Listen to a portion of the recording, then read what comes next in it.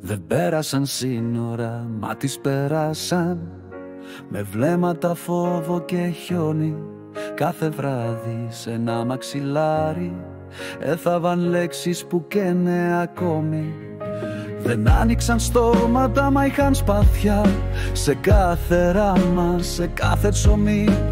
Μάθαιναν γράμματα στα παιδιά την ώρα που έξω μιλούσαν σιγή. Δεν πήραν φωνή, μα είχαν καρδιά που χτύπαγε δίπλα σε μνήματα. Κι όταν ρωτούσαν είναι καλά, έσφυγαν χείλη με βήματα.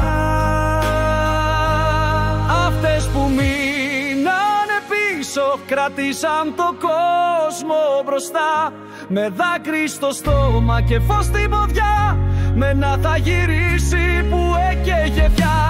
Μάνα που κράτησε φως στο καντήλι κι αδερφή με το όνομα στο μανίκι. Κόρη που έπλεξε ύμνο σιωπής με μισό χαμόγελο κι αντοχή. Και τις ξεχάσαν όλοι μετά, γιατί δεν είχαν αριθμό. Δεν φυλακίστηκαν ποτέ τους, μα έμοιαζε έτσι το σπιτικό.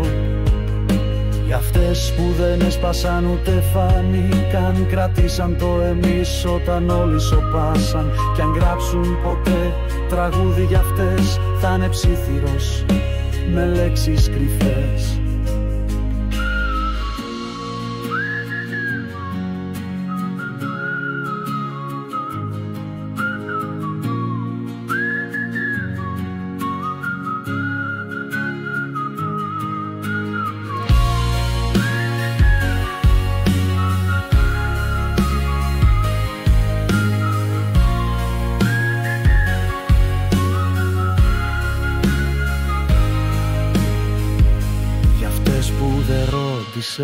Κανείς, κι όμως ήταν οι πρώτες που πονούσαν.